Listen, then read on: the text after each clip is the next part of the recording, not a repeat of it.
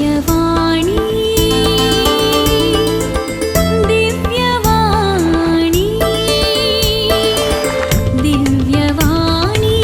दिव्यवाणी मुखाच्या भाव भयणीनो फाल्यां आयतारा आमी क्रिस्त रायाची क्रिस्त जेजू रायाची परब आचरण करता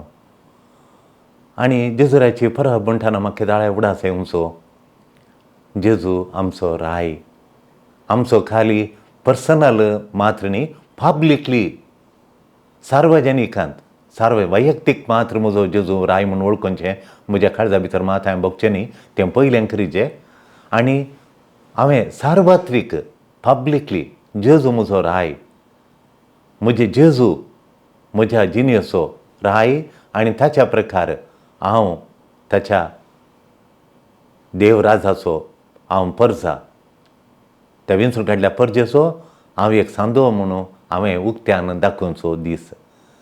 पवी सभान हें फेस्त आचरण सुरू केल्ल्यानंत आमी वळखाचें म्हणून खरी एकल्यांनी आमी वळखाचें म्हणून एक सत कालें म्हळ्यार आमी आमचें धर्म प्रायवेटली मात्र न्ही तें गरजेचें प्रायवेटली म्हळ्यार म्हजेतल्या वैयक्तीक तारण जेजू म्हजो तो म्हजो सोडवणदार म्हजो राय जिणेचो राय म्हळ्यार म्हजेर अधिकार चलोवचो आनी ताच्या नियमा प्रकार हांवें चलचें जेजून कितें सतां सांगल्यांत त्या सता प्रकार हांवें जियोवचें म्हणलें अर्थ देखून जेजू वांजेलाच्या सतां प्रकार जियोवचो देवाच्या राजाचें सांदो म्हूण आमी दाखोवचें म्हजेतल्या वैयक्तीक तरान मात्र पावना तें उक्त्यान पब्लिकली सार्वजनीक पब्लिकली हांवें वळखून खणीचें जेजू जावन आसा म्हजो राय म्हूण हांवें प्रसार करीचें आनी म्हज्या जिणे प्रकार उतरां करण्यांनी खाली उतरांनी मात्र न्ही म्हज्या आमच्या उतरां करण्यांनी जेजू जावन आसा म्हजो सोडवणदार म्हणून हांवें दाखयचें हांवें वळखून खणीचें हें वळखचें acknowledge him that Jesus is my king तो रायाचो राय म्हजो राय म्हूण हांवें वळखचें सार्वजनीक वळखचें आनी म्हज्या पर्सनल लायफांत तें जेजूच्या रायाचें फेस्त येताना म्हाका एका वर्सा उडास येवचो कितें गे म्हूण सांगल्यार एका वर्सा म्हाका उडास येता जेजू राय म्हणचें फेस्ताचरण करतना कितें गे म्हळ्यार रशियांत कम्युनिस्ट पार्टी आयली आनी कम्युनिस्ट पार्टीचो अधिकार चलोवंक सुरू जालो आनी स्टालीन ओलो मनीस गी तो ताणें पयलें केल्लें कालें म्हळ्यार ताच्या अधिकाराक आडखळ म्हळ्यार पवी सभा लोकांक सांगता कणून म्हाका विरोध रावात म्हाका सोलवयत म्हणलें बेन ताका देखून ताणें अधिकार कणयल्या तक्षणा इगर्ज्यो दांपयल्यो आनी धर्म ना म्हूण सांगलें कम्युनिस्ट पार्टीच आमची धर्म म्हणालो तो आनी इगर्जींक ताणें पुराय इगर्ज्यो बंद केल्यो पूण थोड्या इगर्जींनी प्रायवंतां मागणें करूंक येतालीं पाद्राबाणी कोणीय मुखार रावल्यार शूट करूंक ताणें तांकां शूट करूंक ताणें परवानगी दिल्ली देखून मिलिटरी ऑफिसर ऑब्जर्व करताले कोणी इगर्जीक येता गे वचून वचो म्हूण ताणें प्रसार केल्लें थोडीं प्रायवंतां थंय मागणें करूंक इगर्जीक येतलीं आनी एकली गेली एकली प्रायवंत म्हळ्यार प्रायवंती तिका आयतारा इगर्जी वचून सोयी ती 10 जाताना इगर्जी गेली आनी कुर्सा मुखार तिणें दिमी घाली मागणें केलें त्या दळ हो मिलिटरी ऑफिसर तिका ऑब्जर्व करून तिच्या फाटल्यान एकडे लिपो रावलो आनी पुराय करून पळयलें तिका आनी सगळें पळयल्या उपरांत ती उठली तिच्या मागणें जाल्ल्या उपरांत 15 मिनटान तिणें मागणें केल्ल्या उपरांत उबी रावली आनी मुखार वचून जेजू रायाक ताच्या पांयांक तिणें उमो खणयलो जेजू रायाच्या पांयांक उमो खणयन फाटीं घेवन इगर्जी भायर येता म्हणटाना वो तिका मेळ्ळो बागला कडेन तुवें दिमी घालून कितें केलें हांवें दिमी घालून म्हज्या सर्गींच्या रायाक म्हज्या जिणेच्या रायाक हांवें म्हजो विश्वास बसयलो नवीकरण केलो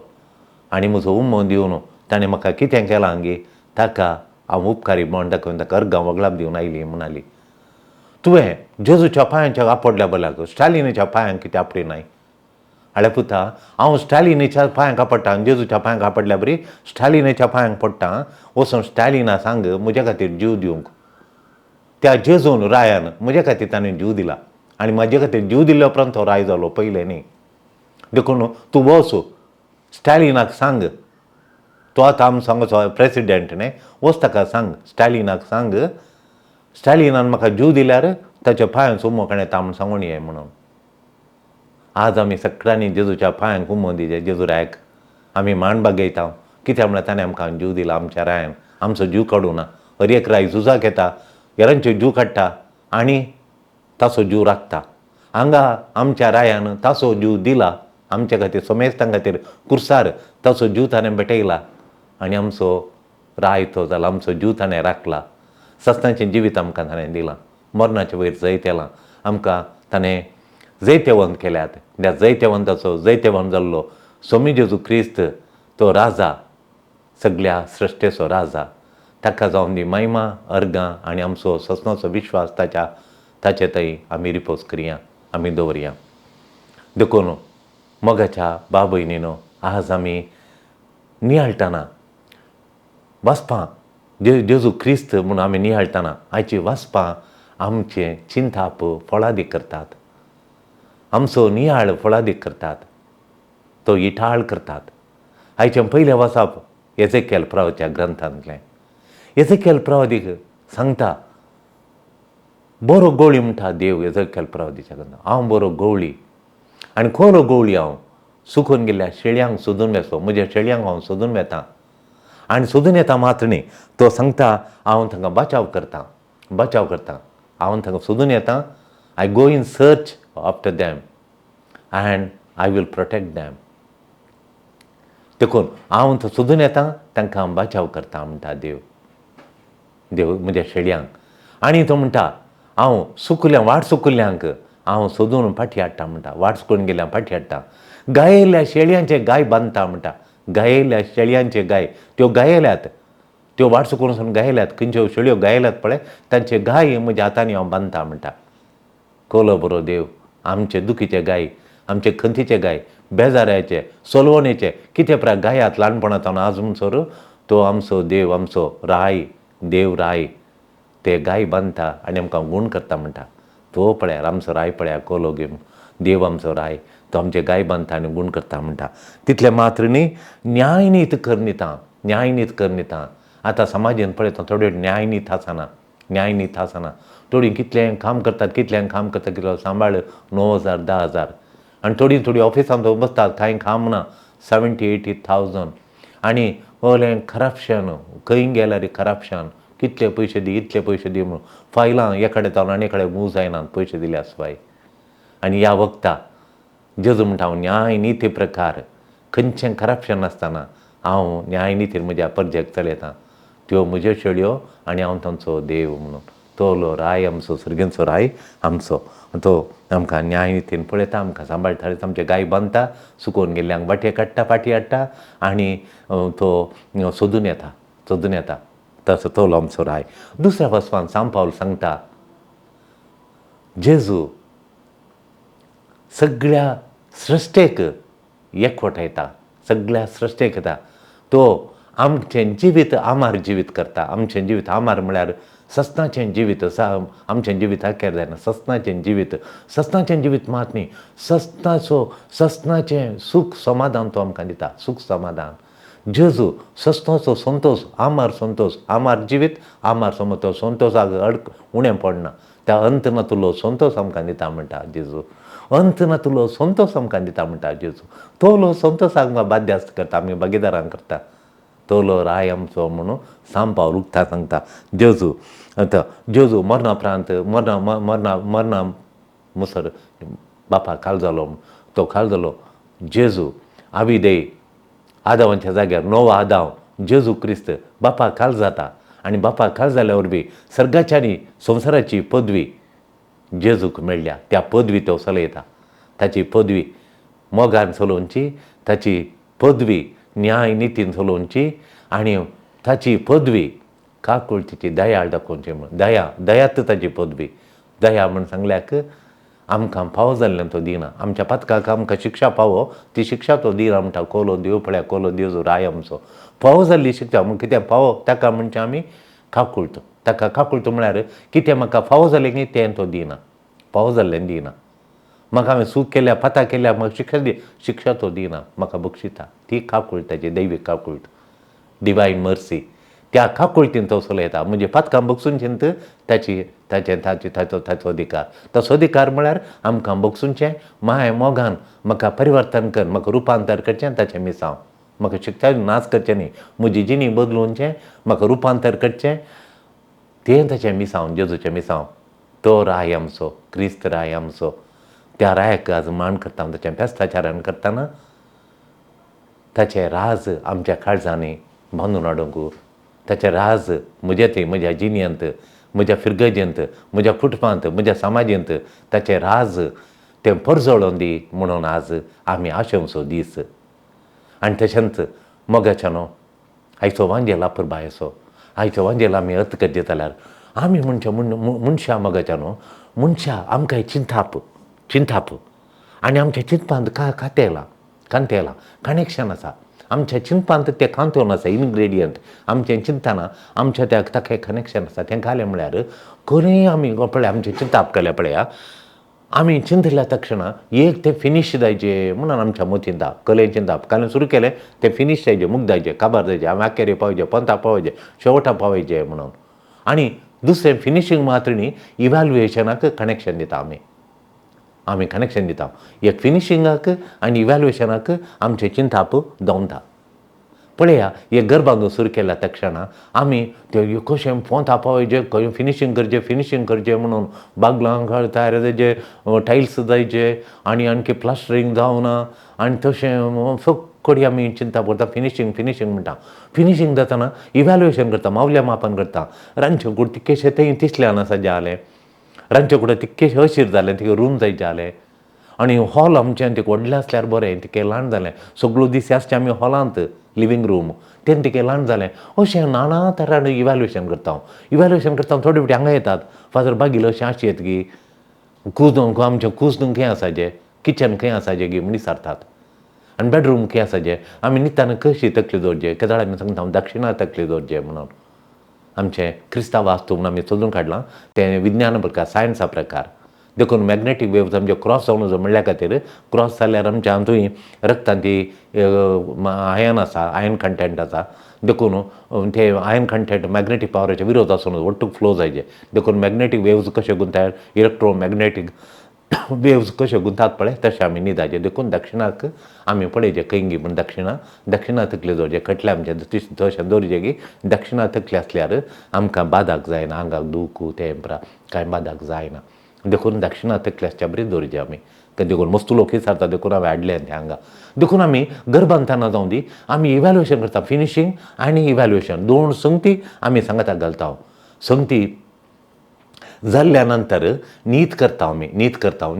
तें जट्टी करून पळयता इवॅल्युएशन करता तपासणी करून पळयता कित्याक आमी पळयता इगो हाडटा इवॅल्युएट करूंक आमी कित्याक करचें म्हळ्यार इवॅल्युएशन करता म्हळ्यार आमचें तें हां म्हणलें आसा हां म्हणलें इगो म्हणलें आसा इगो आनी इगो खायला करता तोळ बे हाडटा बे फियर बें भिरांत हें भिरांत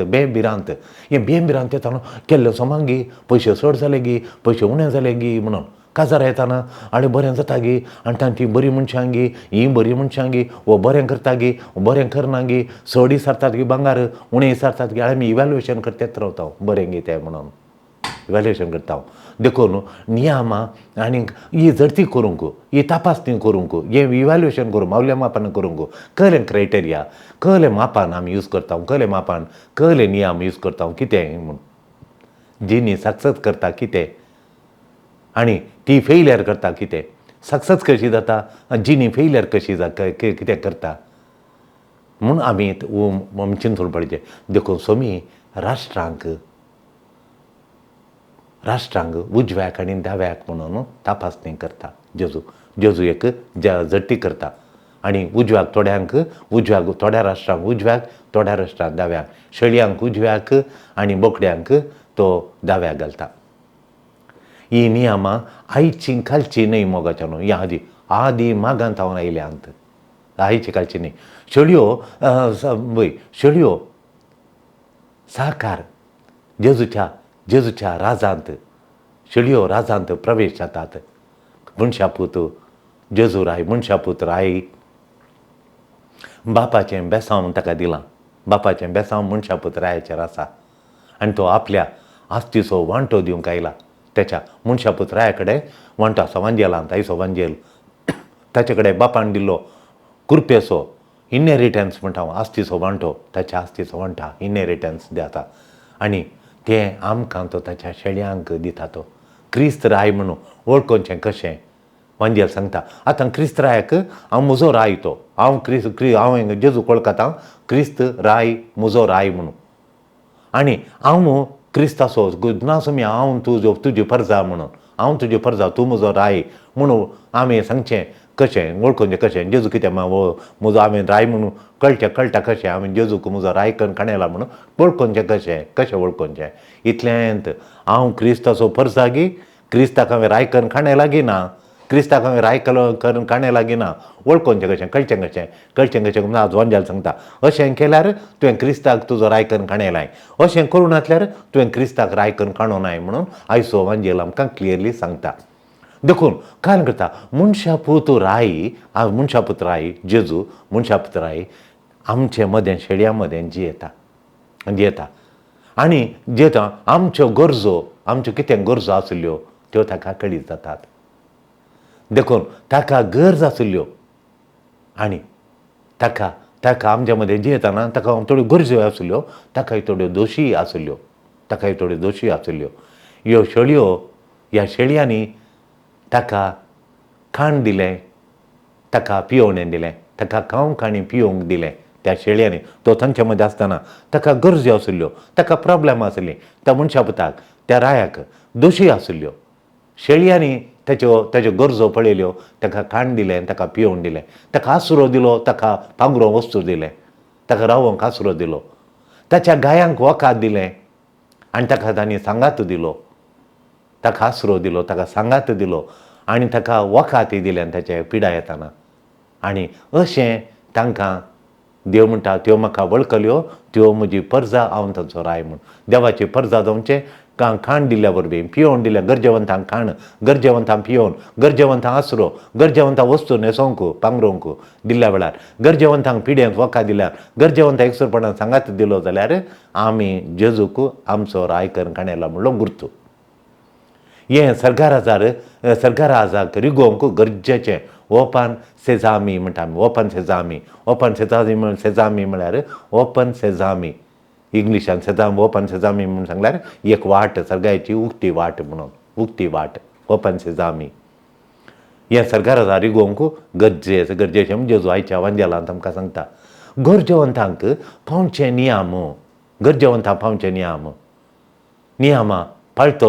नियमां पाळटलो. आतां गरजेवंतांक पावचे नियम आनी सगळीं नियमां पाळचे भाग्यवंत आसात. मेकिंग हार्ट थोडे सोबीत पिंथुरां करतात, थोड्यो डिझायन करतात, थोडे कुटुंबा मदें राजी संधान करतात, शांती हाडटात. हें सोम्याक पावनांगी. आमी गरजेवंतांक पियोवंक खावंक दिजे, पांगरोवंक दिजे, आसरो दिजे, तांकां गरजेवंतांक वखा दिजे गी, तर आमी बरें पिंतूर केल्यार आमकां सर्ग नांगी. राजी संधान केल्यार दोन पार्टीच्या मदें झगडें जाल्यार राजी संधान केल्यार पावनांगी, शांती केल्यार पावनांगी. गरजेवंतां पावचे कत नियम गी, हेर नियमां सोम्याची नियमां पाळल्यार पावनांगी म्हणून आमचे एक प्रश्न येता. देखून बऱ्यो शेळयो कन्फ्यूज जातात. बऱ्यो शेळयो पळय त्यो गवळ्या वयतात, चेडे गवळ्या कडेन खंय सोम्या तुका आमी जेजू राया कडेन विचारतात. बऱ्यो शेळयो जेजू म्हणटा, तुमी म्हाका खावंक नासलें खावंक दिलें, पियोवंक दिलें, पांगरोवंक नासलें बंदीत आसलें, हांव तुमी सांगात दिलो, म्हाका आसरो दिलो, म्हाका म्हणजे गाय तुमी बांदले म्हणटा. तेन्ना ती बऱ्यो शेळयो केल्लें काम केल्लें आसात. केन्ना आमी तुका गरजेंत आसता तें पळयल्लें सोम्या? आपणें केल्लें, देखून आपणें केल्लें काम ताका शुअर ना आमी काम केलां म्हूण. आपणें केल्ल्या कामाक रिवॉर्ड इनाम मेळटा म्हूण तांणी रिवॉर्ड मेळटा म्हूण केल्लें काम न्ही, तांकां गुतूच ना आमी इतलें बरें काम केलां म्हूण. शेळयांक तो वळखता सांगता तूं आमी खंय सोम्या तुका पळयल्लो, तांणी दुबळ्यांक गरजेवंतांक दिताना सोम्याक तांकां पळोवंक ना, तांणी पळोवना. तांणी गरजेवंत आसात म्हणून सोम्याची उतरां तांणी नियाळ गरजेवंतांक दिल्यार सोम्याक म्हणून पळोवना. रिवॉर्ड मेळटा म्हूण तांकां कळीत ना. देखून आपणें केल्ल्याक कामाक रिवॉर्ड मेळटाना. देखून जेजू म्हणटा, ह्या ल्हानांक तुमी कितें केलें तें म्हाका तुमी केल्ल्या बरी. ह्या ल्हानांक केल्लें तें सक्कडी ताकाच केल्ल्या बरी म्हूण तो राय सांगता तांकां. सस्ताच्या राजाक मॅच जावचें, सस्ताचें राज कितलें वैभव, कितलें समाधान, कितलें सुख, केदें व्हडलें, तेजेंत सस्तांचो उजो तो ताकाच मॅच जाता आमी चिंतो हेमखोंडेक ल्हान वते म्हणून ना आखा ते मॅच जाता सोमा मॅच जाता थोडे फावटी आमी पळयता चरको वेल बिल्ट एक्सरसायजान करून आनी तशेंच चुडी मॅच जाता बरें तितल्यान लांब आसा दीग आसा आनी घट्ट त्राणाच्या बळाच्या सोमा मॅच जाता ती इंग्रेस्तां मॅच जाता दोनूय कुटुंबां मॅच जाता थोडे फावटी मॅच जायना थोडे मॅच जाता पूण हांगा आमी पळयता सस्तांचो उजो आनी सस्तांचें जिवीत सर्ग ते सोमा मॅच जाता ते मॅच जाता ते सुरवेर थावन सुद्दां केलां सैतानाक सस्तांचे उजो तो सुरवेर थावनूच सैतानाक म्हणून आनी ताच्या आंजांक सैतानाक पडुल्या आंजांक खातीर केलां आनी बोकड्यांक आसरो तें जाता ते सस्तांचो उजो बोकड्यांक तो सस्तांचो उजो तांकां आसरो जाता थंय तांचो आनी आसरो ती तांतू येतात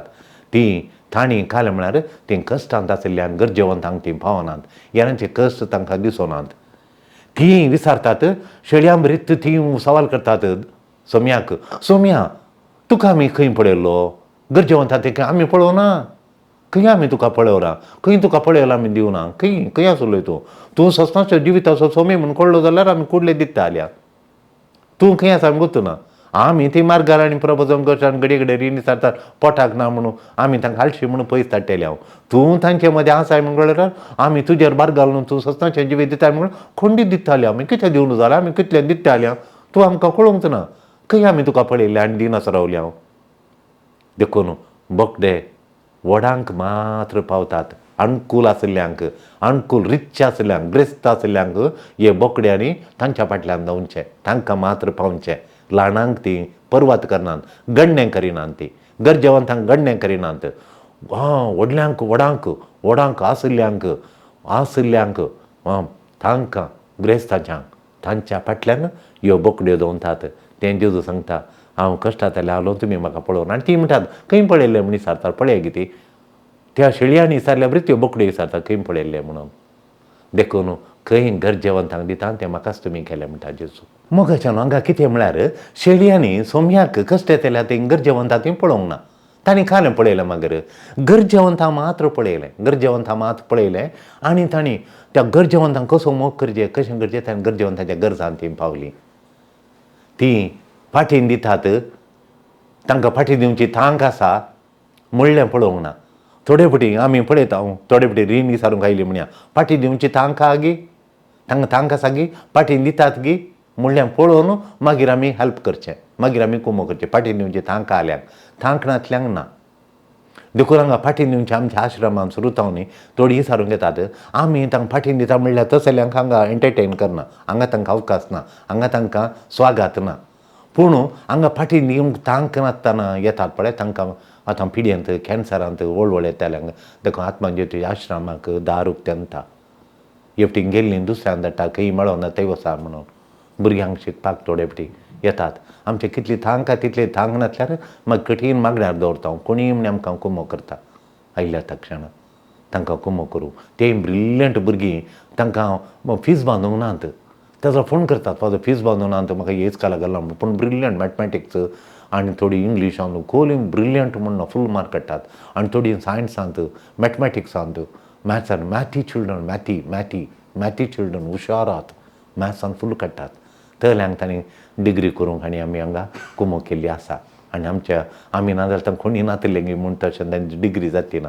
देखून आतां हांवें थोडी करनासात आनी आमी कठीण मागण्यार घालता हांव मागीर आमच्या मागण्याचो ग्रूप आहा तातूंत घालता हांव ग्रूप म्हळ्यार हांगा मागण्या आराधन येतात करूंक आमी आराधन करता 1 वराचें आराधन सकाळीं त्या ग्रुपांत घालता हांव नाजाल्यार आमचें पर्सनल आमचें ह्या जागांच्या मागण्या प्रिस्टली प्रेयर आसा ते आमी सकाळीं सांजेर आनी आमी 3 फावटी करता आमची ते मागण्याचे वरान दवरता हर 1 वरान 5 फावटी मागण्या ते 5 फावटी आमी मागण्या करता एक सोडिना ह्या जागां 5 फावटी मागण्या करून 5 वरां मागण्याची ती 5 वरां ह्या जाग्यार दवरतात देखून ती मागण्याची वरां आमी दवरता ती मागण्याची वरां आमी सांबाळटा ती त्या मागण्याच्या वरांत आमी हे विनोवणे घालून ह्या भुरग्यां खातीर मागता कोणी म्हण येदोळ्यो दिनातलो ना आनी कोणी म्हण गरजे पावला देखून आमी काय करता आमी फाटीन दिता म्हणल्यार थंय बंद उलाण्याना मागीर वसा म्हणजे धाडचें पूण फाटीन दिवंक जायनातल्यांक आडयेंक घर तांकां प्रेज द लॉर्ड देखून ती शीप शेळयो विदावट कॅल्क्युलेशन चिंतून पळोवन फाटीं थांकागी नांगी म्हणना बोकड्यांनी काय करचें बोकड्यांनी पळोवन पळयल्यार तांकां थांक आसागी फाटीं दिवची थांक आसल्यार कुमो करता फाटीं दिवची थांक आसल्यार कुमो करता म्हणजे तपासणी करतात वरोवन पळयतात वरोवणी करतात वरोवन कर तपासणी करून पळोवन इलेक्शन दितात त्यो बोकड्यांचें काम शेळयो तशें न्ही बोकड्यो दुसऱ्यो शेळयो दुसऱ्यो देखून the sheep care without calculation करनासतना ती कुमो करतात the goats care with calculation हें फरक शेळयो कोणगी बोकड्यो कोणी विंगड करच्यो तूं कॅल्क्युलेशन करन तपासणी करून वरोवन पळोवन हेरांच्या कुमके पावताय गरजा पावताय गी कुमो करताय गी ह्या कॅल्क्युलेशन करिनासतना कॅल्क्युलेशन केल्यार तूं बोकडी कॅल्क्युलेशन करना जाल्यार तूं शेळी देखून मेजून पळोवन जतन खणयताय गी कॅर खणयताय गी या मेजून पळयनासतना तूं कॅर खणयताय गी तें गरजेचें देखून देवा लागीं संबंद आसल्यार गरजेवंतांक पावतात आमचो हाप्पू पाद्रा म्हणटालो ते थंय कलें कुमो करूंक हेरांक तो मस्त कुमो करता हाप्पू पाद्रा माथारो प्रायवोन जाल्लो तो 95च्या उपरांत आमी उलयल्लीं उतरां हांवें सांगची तितलो तो प्रायवोन जाल्यार देवाच्या मागण्यांत देवा संबंद घडटालो ताचे लागीं म्हणटालो ओलो मनीस तुमचे लागीं येता म्हणलो आनी ताणें दिलें वय तो आयिल्लो दिलो आनी ओलो मनीस तुमकां तुमचे भशेन उलयता पूण तुमकां पळोवंक येना इतले लागीं आसूं न्ही तुमकां पळोवंक येना तो आमी गेल्यार तुमच्यो व्हडल्यो व्हडल्यो काणयो सांगता तुमी सांगले शर्माच्यो काणयो सांगता तांकां घालें बेसांव सांगता तुमच्या मागण्या वरवीं ती वयर आयिल्ली म्हूण सांगता सकयल सांगता पूण तुमकां पळोवंक येना आनी पळोवंक देखून म्हाका पळोवंक येनातलें देवा पळयल्यार न्ही म्हाका पळोवचें देवा लागीं इतलें हांवें आतू खोल दिवचें कोणें कोत्ताय आतू खोल दिवचें देवा लागीं बरो संबंद आसली देवा लागीं संबंद आसल्यार ती दितात देवा लागीं संबंद नासल्यार दिनात म्हणून देखून देवा लागीं तुजो संबंद आसल्यार गरजेवंतां पावतात म्हणून देखून सेवेचो स्पिरीट आसल्यार आमी देवा ती मोख दाखयता हेरां ती नासल्यार आमी दाखयना देखून गरजेचें देवा लागीं संबंद शेळयांक देवा लागीं संबंद देवा जेजू राया लागीं तांच्या राया लागीं संबंद आसा देखून ती गरजेवंतां पावतात देखून केदाळे पळयागी एका मनशाच्या जिवितांत 3 तरांचे आसात 3 तरांचे मनीस आसात हांवें पळयलां हर एका फिरगजेंत हर एका कुटुंबांत हर एका समाजांत हांगा हांव इटली आसलो जर्मनी आसलो थोडो टायम जर्मनी आलो खंय गेल्यार 3 टायपाचे मनीस पळोवंक मेळटात हे प्रोएक्टीव फर्स्ट टायप प्रोएक्टीव गरज आसा गी दिव्यता गी नीज गरज आसा गी म्हणून पळयतात गरज पळयतात आनी कुडले दितात कुडले पावतात तक्षण कुमो करतात म्हण पळया मगाच्यानो एक माय आसा तिची सुणू थोडे कितली सेवा करता म्हणना काम सोडून आयल्या दुबायतावन सेवा करूंक आनी दूय आसा दूय थोड्या कडेन पळयता हांव दोग जाण पुता सुणो येनात येवन रावन सेवा करता थोडे कडेन दोग दुवात एकलोच पूत ताची सूण येवन मांयक सेवा करता कुडले मांयक गरज आसा मांय पडल्या तिका स्ट्रोक जाल्या हांवें सेवाकारांतल्या कोणी ना कामाच्या कडेन जावची हाची गजाल न्ही तिका फाल्यां सकाळीं कडेन बेड सोर्स आनी जाल्यार फाटल्यान पोडांनी पडल्यार फाटीक पोड पडल्यार देखून ती येवन रावन सेवा करतात देखून ती प्रोएक्टीव म्हणटा आमी प्रोएक्टीव जो लोक तो जर्मनीन मस्त आसा हांवें पळयलो कितलो जण ती वस्तू आनी प्राण ते बॉक्स दवरल्या तिगरचे मुखार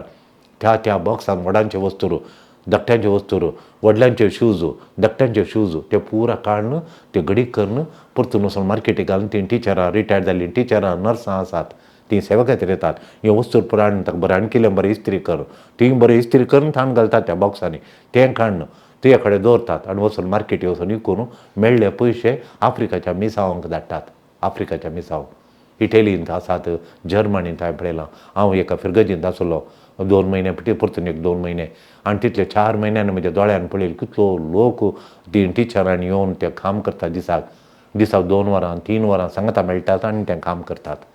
10 जाणां 12 जाणां येतात ते खेपटी येताना ती काम करून दवरलेली आनी एक बॅच आयले दनपार मागीर येवचें सकाळीं येवचें थोडीं 3 वरां काम करतात ती गरजेंत काम करून वस्तू सिस्टमॅटीक घालून व्हरून विकून पयशे हाडून हांव ती चॅक करून तांच्या मिसांवांक धाडटात आफ्रिकाच्या मिसांवांक गतांतल्या मिसांवांक कामाक धाडटात हें प्रोएक्टीव थोडे फावटी आनी थोडे फावटी म्हळ्यार कॅल्क्युलेटीव आतां दुसरो पंगड लोकांचो एकाच फिरगजेन थोडी प्रोएक्टीव आहात इल्लोसो लोक प्रोएक्टीव आनी एक व्हडलो व्हडलो ग्रूप कॅल्क्युलेटीव म्हळ्यार काले व्हरून पळयतात व्हरून पळोवचें म्हाका पयलीं हांव तूं आसल्यार कुमो करता पळय म्हाका फायदो आसा जे म्हाका फायदो बरो फायदो आसल्यार हांव सगळ्यांनी आसा फिरगजेन तूं कुटुंबान फायदो आसल्यार हांव आसानातली इंगड रावता म्हूण तशें मतलबी पळया तो इन्शुरन्स पॉलिसी करची आनी पळया कोली मतलबी तांकां बरो फायदो आसा देखून आमचे कडेन येवन ना तुमकां पिड्यान मेळटा ना तुमकां कश्टान मेळटा घाला पयशे म्हणून मागीर मेळचें घालें बिंडी सोला थोडे पेटी देखून मतलबी हांव तूं मतलबी आसचें थोडे कडेन सून मतलबी थोडे कडेन दू मतलबी थोडे वटेन दू येवन घरा रावता माय बापाचें आस्त म्हाकाच मेळाचे दुसऱ्या मेळोन वचोन आस्तीच्यो दोळो मांयच्यो गरजो तिका तांकां ना तिका स्ट्रोक जाला ते मुख्य न्ही थोडे वटेन सुणू दुवांकणी कोणा लागीं येवंक सोडिना ती येवन माय म्हणून सेवा करता कित्याक सेवा माय म्हणून आस्तीचो वांटो मेळाचे भांगार पुरा 1 केजी भांगार आहा तें पुरा म्हाका मेळाचें जीव तुटच्या पयले येच्या पयले वचून बागेलो पण कियाण तें भांगार हाडीच्या बॅगान घालून पुताडे दंडिले घरावन दवरणे म्हूण मागीर हाडे मतलबी आमी दिल्यार ती फाटीं दितात म्हूण तांकां दिवचें तांतू आनी बरें करतल्यांक बरें केल्यार ती बरें करतात आमी तांकां बरें केल्यार म्हूण पातकी तशें करतात म्हणटा तुमी माथ्याच्या वांजेलांत 5 अध्याय 42 तांतू कितें कसली बरेंपण आसा तें केल्ल्यान तुमी आसल्ल्यांक दिल्यार आनी तुमकां फाटीं मेळटा दिल्यार तांकां कालें बरेंपण आसा जेजू म्हणटा गरजेवंतांक कांय कश्ट गत आदारनातल्यान तांकां दिया तुमकां देवाचें बेसांव म्हणटा फाटीं दिता की पळयनासतना कॅर करचें आनी देखून आमच्या की उंच आशिल्ल्यांक आमच्यो समा आशिल्ल्यांक 3 टायप आमच्या की उंच आशिल्ल्यांचें आमी करचें आनी आमी कुमो करची नातल्यार आमच्या की समा आशिल्ल्यांचें करचें आमच्या की सकला आशिल्ल्यांक ना तांकां पळयना आमी those are above us we help give a helping hand those are in the same level with us we help those are below we don't help कुमोक ना देखून पळय एक सुणू जावं दी एक दू जावं दी मांयची सेवा करची आस्ती खातीर आमी कळ्ळें हे व्हडले कोंत्रीस हे ओले आसामी व्हडले कोंत्रीस म्हळ्यार तांचो फायदो मात पळोवचो कोंत्रीस व्हडले आसामी देखून तिसरो पंगड कोण घेवन तिसरो पंगड जावन आसा मोगाच्या न्हू अनऑब्स्ट्रक्टीव म्हळ्यार आपणाक गामान मेळटा गी आपणाक व्हडलो आवाज मेळटा गी ताळयांचो आवाज मेळटा गी खंय म्हाका पुगारतात खंय म्हाका ताळयो थापडटात ते आसात आपणाक गामान मेळटा गी ऑस्टेंटेशियस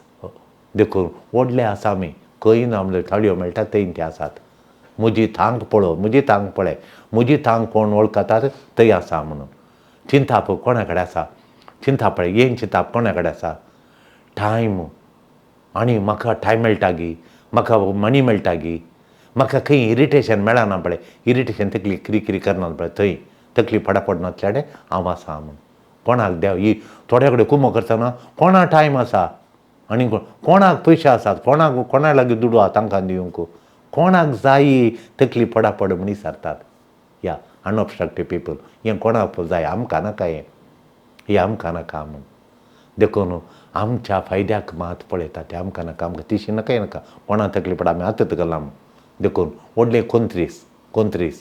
व्हडले आसामी देखून येतात असो लोक देखून तळ्यांक जेजू म्हणटा ते म्हज्या दाव्याक म्हणटा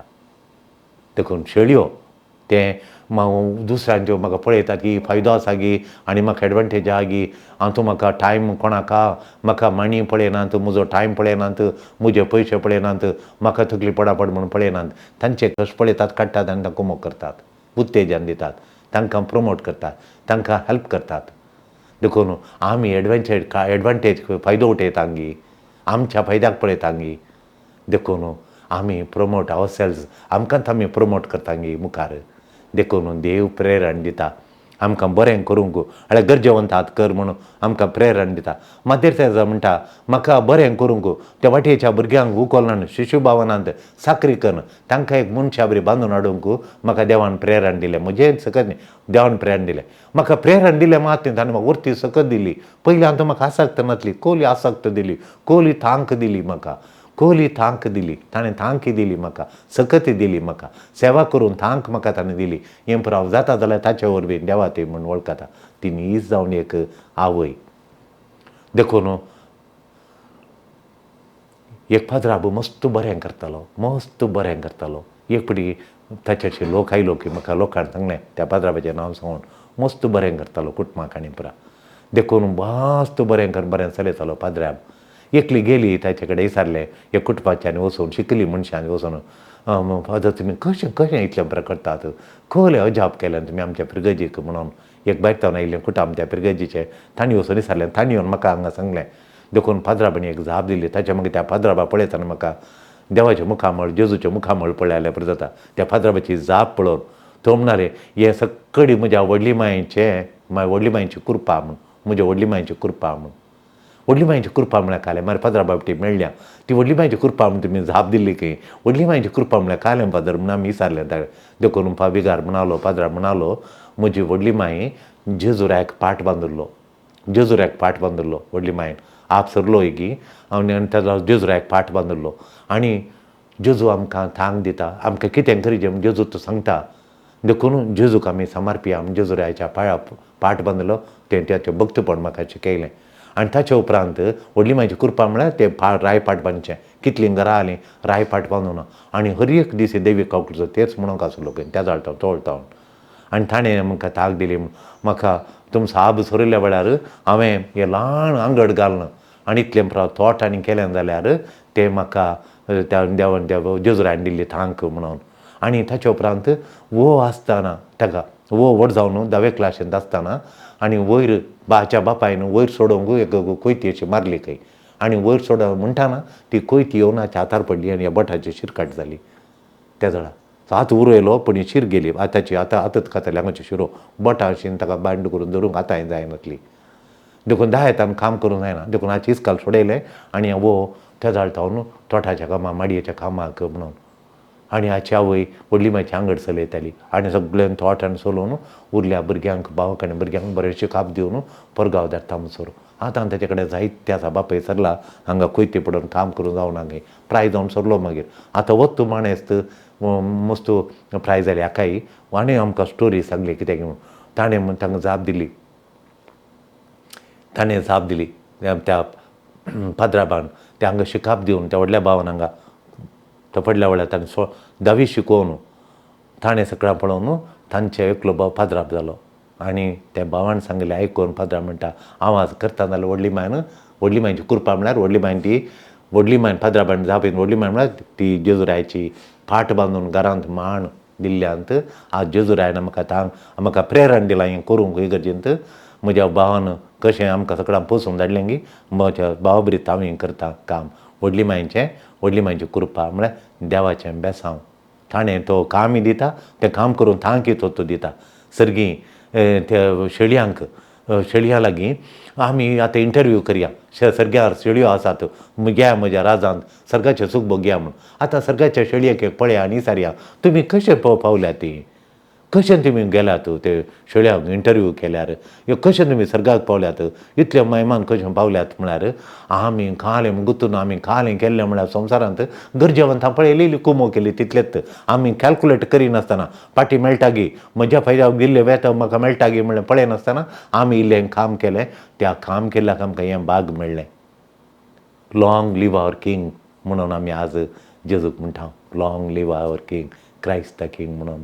ताणें आमकां थांक दिता, तो काम दिता, काम करूं प्रेरण दिता, इन्स्पिरेशन दिता आनी इन्स्पिरेशन मात ती थांक आनी बळ तो दिता. मोगाच्या बाब भयणीनो सदां आमी आमच्या बापा म्हणटाना जेजूक तुजें राज येवं, तुजी खुशी सरगार जाता तशीच ह्या संवसारांत जावं म्हणटा. हें सांगतना अर्थ करून समजोवन कळीत आसून आमी सांगता गी म्हणल्यार आज आमी नियाळ करया. देवाचें राज लागीं आसा म्हणून वांजेल सांगता देवाचें राज लागीं आसा. देखून देवाचें राज लागीं आसा पूण तें राज तितलेंच पयस आसा म्हूण म्हाका आमकां भोगता. आमचो 2 संगती आटापून आसात. तें लागीं आसा गी लागीं आसा गी. जेजू परत्यान महिमेन येता. जेजू परत्यान वैभवान महिमेन येता आनी सगळें नवें करता, सगळे संवसार सगळी सृश्टी तो नवें करता, आमचें जिवीत तो नवें करता, जेजू परतीन महिमेन येता, ताचें शाश्वीत परमनंट राज तेन्ना तो स्थापन करता. दुसरें आमी हांगा पळयत म्हळ्यार 2 संगती म्हळ्यार पयली संगत जेजू परत्यान येता, ताचें राज नवें करता, नव्यान बांदून हाडटा. दुसरें जावन आसा ताचें राज लागीं आसा, एक मागण्या तितल्यांत पयसा, ही एक मागणें केल्या क्षणां ताचें राज म्हज्या काळजांत जाता. तें मागणें एक हांवें करीचें, म्हज्या सामानपणाचें मागणें हांवें ताका समर्पिल्ल्या क्षणां ताचें राज तितल्याच लाग्या, एका मागण्याचें इतलें पयसा, एक मागणें केल्यार ताचें राज म्हज्या काळजांत स्थापन जाता, बांदून येता, आनी ताचें राज आयल्यांत म्हज्या जिणेंत आयलें. देखून एका मागण्या तितल्यांत पयस राज म्हज्या दिसा देवाचें राज कितलें पयसा, एका मागण्या तितलें पयसा म्हणचें. एक मागणें कर तक्षण येवन बसलें, तितलें लग्गे आसा तें. देखून जेजू आशेता, जेजू आशेता ताचें राज म्हज्या काळजान बांदूंक, आमच्या काळजांनी बांदूंक जेजू आशेता. आमी ताका बांदूंक सोडल्यार, आमी बांदूंक दिजें ताका. जेजू ये म्हज्या काळजान तुजें राज बांद म्हणाजें. काळजां मनांत आमी फाटीं केल्यार, फाटी मुखार करता काळजां मनांत राज जायगी नाका गे, फाटी मुखार केल्यार, ताची खुशी करूंक आमी फाटी मुखार केल्यार जेजू आमच्या काळजां राज बांदूंक शकना. देखून आमी फाटी मुखार करनासतना ताची खुशी केल्यार ताचें राज म्हज्या काळजांत तो बांदता. ताच्या समाधानाचें, दयाचें, पदवेचें, कृपेचें राज तो म्हज्या काळजांत आमच्या पिरगजेनी कुटपाणी बांदता. ताका संपूर्ण वेंग मारूंक, फाटीं करूंक आमी सोडिनाय. आमी पाद्येनाय, पाद्येता फाटी मुखार करता. ताची संपूर्ण ताका वेंग मारूंक जेजूक आमी फुटलून धरून तूं म्हजो राय म्हूण आमच्या काळजांत ताका रायपाट बांदल्यार ताचें राज म्हजें थंय येता. आमी हेजिटेट करूं नजो. तो आयल्यार आमकां नवी रचना करता आनी जिणेंत शांती हाडटा, जिणेंत समाधान, दया, सोंसणीकाय तो आमचे थंय हाडटा. आमच्या काळजांनी महान सोबीत रचना आमकां करता. तो सोबीत कामां तो आमच्या जिणेंत, आमच्या काळजांत तो सोबीत कामां करता. म्हज्या जिणेंत सोबीत कामां आनी महान कामां कृत्यान तो करता. देखून तुज्या काळजांत थावन, तुज्या काळजाचेर राज कितलें पयस आसा, तुज्या काळजांत हांव देवाचें राज कितलें पयस आसा म्हूण आज नियाळ करीचें. जेजूक एक आशा तुज्या काळजांत ताणें राज करीचें म्हणून. ताचें राज बांदूंक, ताचे शांतीन, ताच्या मोगान, ताच्या सोंसणीकायेचें राज सगळ्यांक एकवटावन व्हरचें राज तुज्या काळजांत बांदूंक ताका सोडये. तुज्या काळजांत ताचें राज हाडूंक दिजें. जेजू राय तो एकवट हाडटा. सगळी सृश्टी देवाची स्तुती करूंक तो एकवट येता. सगळ्या सृश्टेक एकवट येता देवाची स्तुती करूंक, देवा महिमा दिवंक, देवाक वगळसूंक, ताची स्तुती करूंक सगळी सृश्टेक तो एकवट हाडटा. आनी आमी पळयता दाविदाची हेर नादर केल्यार दावीद व्हडलो राय. दावीद उत्तराच्यो कुळयो आनी दक्षिणाच्यो कुळयो विंगड आसल्यो. 7 वर्सां तो सॉल ताच्या लागीं झुजता आनी 7 वर्सां ताची झुजांत गेली सादावन. ताच्या उपरांत तो विंगड जाल्ल्या सकडी कुळयांक तो सांगाता हाडटा. उत्तराच्या कुळयांक, दक्षिणाच्या कुळयांक इज्रायल एक करता आनी जेरुजालेम ताचें केंद्र करता. तो एकवट हाडटा, शांती हाडटा, संबंद हाडटा, सकडी कुळयांक एकवट हाडटा. देखून जेजुरायचें काम एकवट हाडचें. देखून पवित्र सभा मिस्तीक कूड ह्या संवसारांत जेजूची, त्या जेजुरायाची मिस्तीक कूड पवित्र सभाचें मिसांव एकवट हाडचें. देखून कुटुंबांनी म्हज्या जिणेंत पयलें एकवट, म्हज्या जिणेंत देवा थंय म्हजें थंय एकवट, म्हजें थंय आनी हेरांत एकवट आनी समाजेंत पवित्र सभेंत एकवट हाडचो पवित्र सभेचें मुख्य मिसांव जावन आसा. मोगाच्यानो कुटुंबांत फिरगस कुटुंबांत, आमच्या कुटुंबांत फिरगस कुटुंबांत मांडावळ हाडची रीत, ती मांडावळेची वाट सोम्या जेजुरायाची, ती जेजुरायाची वाट, ती फिरगजीची, ह्या फिरगस कुटुंबाची वाट जायची मांडावळ घालची. जेजूची मांडावळ्याची ती मांडावळ त्या फिरगजेंत येचें. जेजुरायाची मांडावळ आमच्या समाजेंत, आमच्या कुटुंबांत येचें. त्या मांडावळ्या प्रकारा आमी जिवायचें. थंय आमची मांडावळ घालूंक जायना, सोम्याची मांडावळ जायचें. देखून स्वार्थ फिरगस कुटुंबांतय, आमच्या कुटुंबांतय, फिरगस कुटुंबांतय स्वार्थ आसूं नजो. जेजूची मांडावळ सॅक्रिफीस, खंय सॅक्रिफीस आसा की तो मुख्य गरज, खंय सॅक्रिफिसाचो मनोभाव आसा, खंय निस्वार्थ मनोभाव आसा, खंय सेवेचो मनोभाव आसा, एकवट आपापींत जाता. हो एकवट देव आमच्या तवनाश येता ताची मांडावळ आमच्या बापा मागण्या दाखयता देखून फिरगस कुटाम देवाचे राज जाता फिरगस कुटामंत केदाळा देवाच्या मांडावळेक आमी काल्तिमान घालता गी देव कितें आशेता ताची मांडावळ हांगा फिरगेजीन चलता गी त्या दाळा फिरगस देवाचे राज जाता फिरगस कुटाम देवाचे राज जाता हाका आसचो अडकळी नास जायचे देवाचे राज येवंक कितें अडकळ्यो आसात सगळ्यो अडकळ्यो आमी काडून उडयचे आनी ते काडिल्ल्या वेळार ते शांतीक बाधक जाता देखून जेजू म्हणटा हांव उजो लावंक आयलां म्हणून खंय आमी संवसारी रीत हाडटा संवसारी चिंताप पळय सभे पवित्र कुटुंबां फिरगस कुटुंबां ते हाडटा पवित्र सभे ते हाडटा त्या दाळा ती अडकळ जाता देखून जेजू म्हणटा ह्यो अडकळ्यो काडूंक हांव आयलां आनी उजो लावंक आयलां हे अडकळींक उजो लावंक आयलां म्हज्या मोगाच्या उज्यान भरूंक आयलां देखून तो जळसो पळोवंक तो जळसो आकट्यान आमच्या पळोवंक आशेन आसा म्हणटा खोलो उजो हांव शांती हाडूंक आयिल्लो न्ही म्हणटा हांव विंगड करूंक आयलो म्हळ्यार अडकळी घालतल्यांक हांव पयस करतलो म्हणटा सोमी तांकां अडकळी घालतलो आनी म्हजो संवसाराचो मोग संवसाराचें चिंताप आशिल्ल्यांक हांव तांकां ना पयस करतलो आनी म्हज्या मोगांत जळचें पळोवंक आशें येता म्हणटा ताचो मोग सेवेचो ताचो मोग दयाळेचो ताचो मोग काकुळटेन भरलो ताचो मोग भोगसाण्याचो ताचो मोग न्याय नीत सगळ्या समानता हें खंय आसा गे थंय देवाचें राज आसा ताचो मोग आसा ताचो मोगाचो उजो जळटा हें एक देश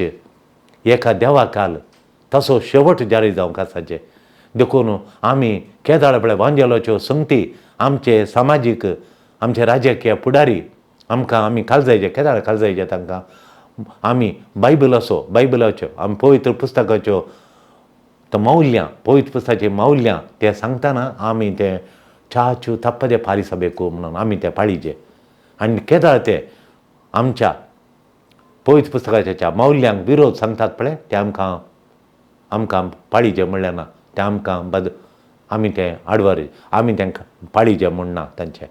देखून आमी बद्द जाता पवित्र पुस्तकाच्यो माय मोगाचो एकवटाचो उलो दितना न्यायनितीचो प्रामाणीकपणाचो उलो दितना सेवेचो उलो दितना आमी तो पाळिचे तांचो आनी आमच्या वांजेलाच्या आमच्या पवित्र पुस्तकाच्या मौल्यांक विरोध सांगतना कोणें सांगल्यार आमी तें फाळिचें म्हणना आमी फाळिचें म्हणना आमी तें स्विकार करीचें म्हणना सगळ्यांक न्याय सगळ्यांक नीत सगळ्यांक शांती सगळ्यांक समानते सगळ्यांक बदलवूड एकवट माय मोग दितात पळय ते आमचे संविधानीक हक्क समानता आमचे संविधानीक हक्क आनी हें आसता म्हणून हें आमी पाळिचें संविधान पाळिचें आनी संविधानाचे भितर कितें सांगलां ते वांजेलाच्यो संगती ते आसात त्यो आमी पाळूंकात देखून तशें जेजू तुजें राज ह्या संवसारांत येवं दी तुजें न्यायाचें समाधानाचें सगळ्यांक न्यायनीत समानता दिवचें तुजें राज येवं दी आनी सगळ्यांक तुज्या भुरग्यां बरी पळोवचें सगळ्यांक तुज्या भुरग्यां बरी जियोवचें तांचे हक्का प्रकार कितें मेळाचें तें काणून तुज्या भुरग्यां बरी जियोवचें भाग आमकां पळोवंक फावो कर तुजें राज येवं लांब जियो सस्नाच्या सत्नाक जियो आमचो स्वामी जेजू क्रिस्त लॉंग लिव क्रायस्त द किंग आमेन. दिव्यवाणी